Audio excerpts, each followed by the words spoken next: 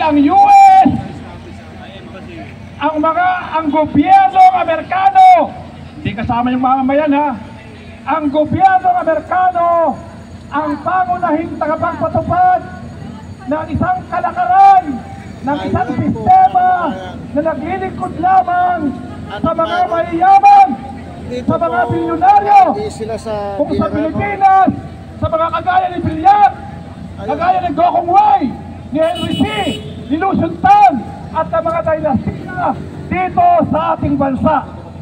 Yan ang sistema na tinututunan natin at tema ng ating pagkilos sa araw na ito.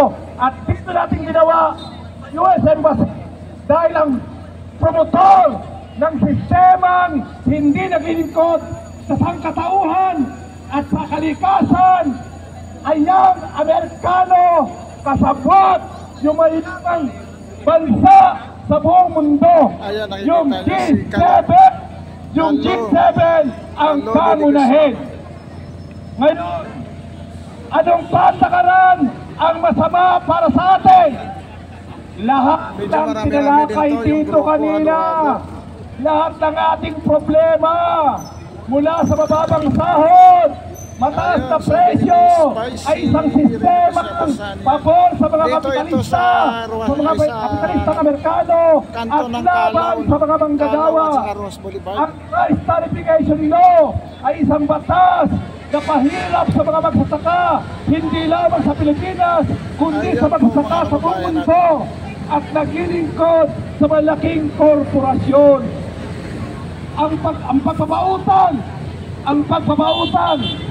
sa mga mahirap na bansa ay isa ring instrumento ng pagsasamantala sa mga mahirap na bansa katulad ng Pilipinas at pabor sa mga mayayamang kapitalistang bansa katulad ng Estados Unidos. Nagagawa nila yung lahat yan sapagkat tuta nila, kasabwat nila yung G7, yung malaking kapitalistang bansa o gobyerno sa daigdig. Kasabwat nila, kakampi nila ang mga gobyerno sa maraming bansa katulad sa Pilipinas, katulad sa Israel. At lahat ng gobyerno at mamayang tututol sa kanilang kagustuhan ng pagpapautang ng mataas na interes, pagpapatupad ng rice tarification law, pagpapatupad ng neoliberal na programa na ang ibig sabihin privatization, deregulation, liberalization, contractualization, taxation. Ang lahat ng iyang programa sa ilalim ng neoliberal ay laban sa mga mamayan at pabor sa malaking kapitalistang bansa. At lahat ng tututol at hindi susunod sa sistema ng pagpapayaman ng ilang bansa ay haharapin ang giyera ng Israel sa Iran ay isang kalokohan. Walang nuclear arm ang Iran. Ang merong nuclear arm o nuclear weapon ay ang Israel, ang Amerika, ang China, ang Russia, ang North Korea. Sila ang mayroong deklarado na nuclear.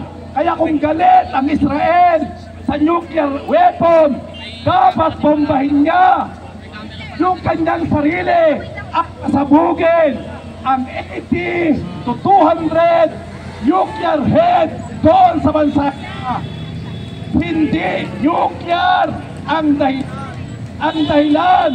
Medyo marami-rami itong mga paluhurin ang huling bansa, Middle East. Napaluhod niya na ang Syria, napaluhod niya ang Yemen, napaluhod niya ang Lebanon, nakulpi niya na ang Iraq.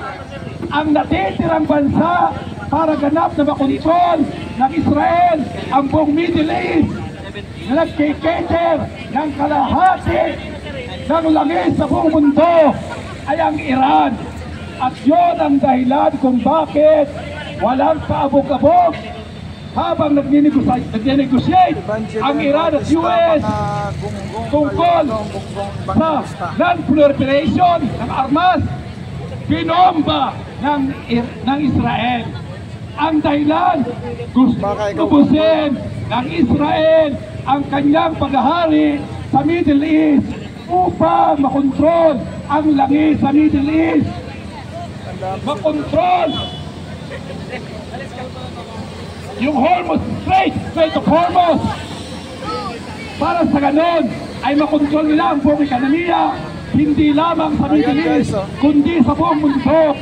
Yun po ang dahilan kaya't ang gera ng Israel na siyang gera din ng Amerika ay isang imperialist war, isang gera ng mga imperialista. Kaya nakalagay tayo dito ang slogan, pwede nating basahin. Basahin natin sabay-sabay. Down with US imperialism. Dahil siya talaga ang sulson. Siya ang sulson at siyang tagapagpanatili ng sistema na hindi pabor sa mga mamamayan. At hindi lang pabor, pumapatay ng daang libo na mamamayan ng Palestino, pumapatay ng maraming tao sa Iraq, sa Libya, sa Afghanistan. Ang lahat ng yan, pati yung pambubomba ng Amerika. Sa Japan na pumitil ng 400,000 people ay bahagi ng imperialistang paghahari sa mundo. Yan din ang dahilan kung bakit maraming pulis na humaharang sa atin. Dahil tuta ng Amerikano si Bongbong Marcos, at hindi lamang si Bongbong Marcos kundi lahat na naging presidente ng ating bansa ay tuta ng Amerikano. Duterte yata lang hindi, dahil maka-China naman. Yun mga kasama ang katotohanan at siyang esensya ng ating pagtitipon ngayon. Marami nagtatanong, bakit tayo nakakialam sa gera ng Israel at saka ng Iran? Ay hindi naman daw tayo kasangkot at malayo tayo. Alahaan natin ang sinabi ni Aaron kanina. Sumangkot ang US at ang US ang may pakana at ang US ay may siyam na emphasize dito sa Pilipinas. Kapag hindi tumigil ang Amerika dahil natatalo ang Israel, kailangan nang sumali para i-defense ang Israel. At dapat sumindi yan. At nagtuloy-tuloy ang pagsangkot ng Amerika. Baka ang China ay sumali na dahil 90% ng gasolina ng China ay doon kinukuha sa Iran. 90%! Kaya kapag sumangkot ang China, titirahin tayo ng hypersonic.